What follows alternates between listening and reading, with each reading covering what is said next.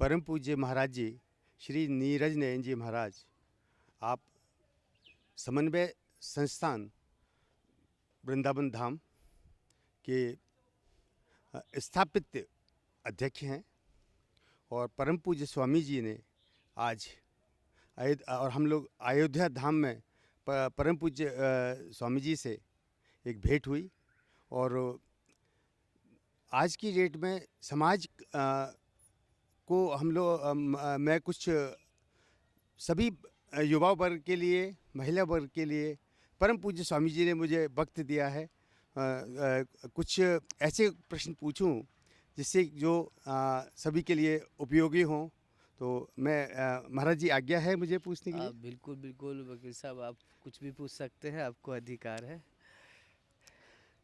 परम पूज्य युवा पीढ़ी के अंदर धर्म को लेके भिन्न भिन्न तरह की विचारधाराएं हैं, तो युवा पीढ़ी उससे थोड़ा कंफ्यूज्ड है महाराज जी। मैं जस्ट कि हम किसकी पूजा करें, किसकी पूजा नहीं करें, कोई देवी जी की करें, शिव जी की करें। कुछ लोग कहते हैं देवी जी को करो, कुछ लोग कहते हैं शिव जी की करो, कुछ लोग कहते हैं राम जी की करो।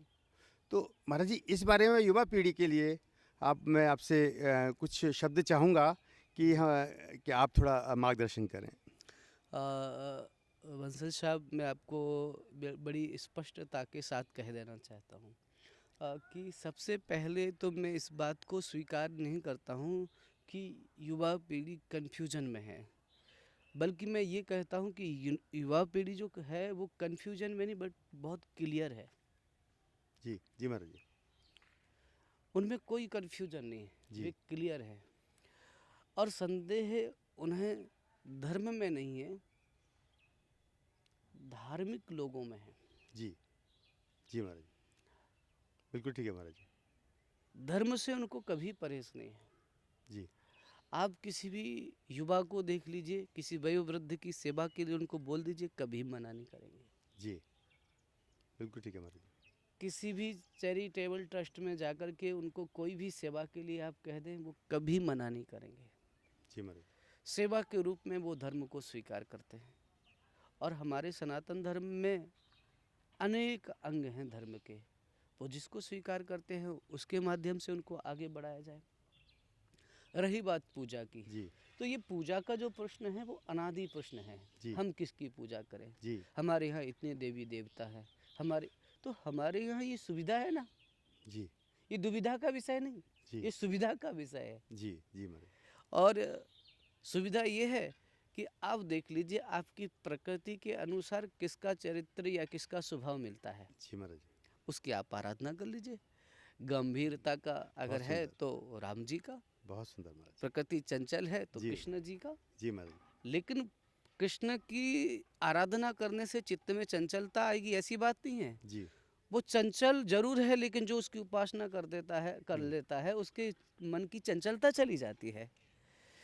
वो काला जरूर है, पर उसकी जो उपासना करता है वो गोरा हो जाता है। या अनुरागी चित्त की गति समझे नहीं कोई, ज्यों ज्यों डूबे श्याम रंग त्यों त्यों उज्जवल होए। बहुत बढ़िया महाराज। तो अनेक अनेक प्रकृति के अनुसार उपासना कर सकते हैं। फिर अब ये प्रश्न उठता है कि बड़ा कौन है? जी महाराज जी। तो हमारे सनातन धर्म में एक बात कही गई है कि छोटा बड़ा कहना अनुचित है। जी। कल शकुन जी से हमारी सत्संग में बात हुई तो एक ही सोर्स है। जी महाराज। ठीक है ना? जी।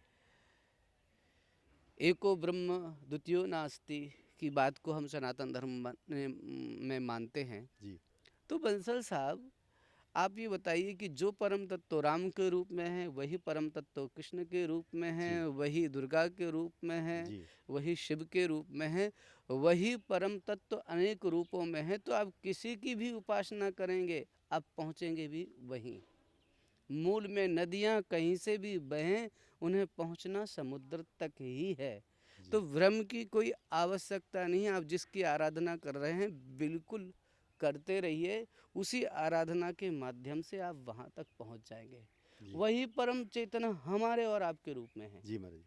मैं तो कहता हूँ कि राम और कृष्ण की तो बात छोड़ दीजिए, हमारे सनातन धर्म में तो जो व्यक्ति हम जिसको गुरु के रूप में वर्ण करते हैं, अगर उपासना उसकी भी की जाती तो वो उपासना भी परमात्मा तक ही पहुंचती है। जी महाराज। कोई सेवा करे, हम कुछ भी करें, वो ईश्वर तक ही पहुंचती है। जी महाराज। तो किसी भी प्रकार का संशय नहीं करना चाहिए। और हमारी युवा पीढ़ी है, अब सनातन धर्म को बहुत अच्छे से समझ रही है, जी। पढ़ रही है, और लोगों में धर्म को लेकर के एक नया दृष्टिकोण जागृत हुआ है। वे अपनी परंपराओं को, वे अपने धर्म के एक सिद्धांत को समझने का सतत प्रयास कर रहे हैं। और कुछ कन्फ्यूजन अगर है भी, अब चूँकि आप भी समाज का अनुभव करते हैं और वह आपका जो प्रोफेशन है वो भी ऐसा है कि बौद्धिक संपत्ति का संरक्षण करना, ये जो बहुत बड़ा कार्य है, तो उसके अनुसार तो बंसल साहब आपका अनुभव तो अनुचित नहीं हो सकता है, गलत नहीं हो सकता। कुछ होंगे कुछ प्रतिशत, पर बहुत सारे युवा जागृत भी हो रहे हैं, सीख भी रहे हैं, और वो धर्म से जुड़ भी रहे हैं। तो मेरे हिसाब से वो कन्फ्यूजन में नहीं, बहुत क्लियर है। बिल्कुल महाराज जी, आपने बहुत ही सुंदर बताया कि बिल्कुल युवा कन्फ्यूजन में नहीं है और उसमें है। और महाराज जी से ये प्रश्न पूछने का मेरा मात्र एक से कि जैसा कि देखने में आता है कि बड़े बड़े बुजुर्ग महाराज जी होते हैं, पर महाराज जी युवावस्था में एक पूरी तरह डेडिकेटेड, महाराज जी ने भिन्न भिन्न जो है वो अलग अलग तरह के जो है वो भागवत कथा, राम कथा और भक्तमाल कथा और भिन्न भिन्न तरह के महाराज जी आयोजन सभी वर्ग के लिए, जिसमें सभी तरह वर्ग लोगों का समायन होता है, आते हैं और आनंद से वो लोग जो है वो नाच उठते हैं। तो धन्यवाद महाराज जी। दूसरा महाराज जी, एक प्रश्न और पूछना चाहूँगा। जी जी जी, जी।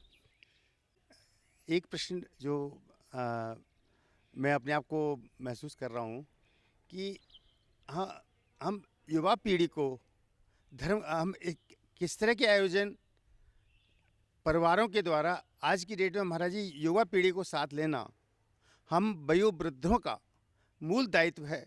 क्योंकि जैसे हम लोगों का महाराज जी मन होता है कि हम इस स्कूल में भर्ती कराएं, इसमें ना कराएं, हम वहाँ इतना चॉइस रखते हैं, पर महाराज जी हम लोगों ने हमारे युवा पीढ़ी में हम लोग धर्म के लिए ज़्यादा बात नहीं करना चाहते। तो महाराज जी मैं इस कुछ शब्दों के द्वारा आपसे आशीर्वाद चाहूँगा कि वयोवृद्धों के लिए, यानी कि बच्चों के माता पिता के लिए, कि वो ऐसा क्या किस तरह से वो अपने बच्चों को गाइडेंस दें कि वो धर्म के प्रति वो उनका रुझान है, पर एक और अच्छी तरह से वो धर्म का और सनातन धर्म का जिस पालन कर सकें। महाराज जी।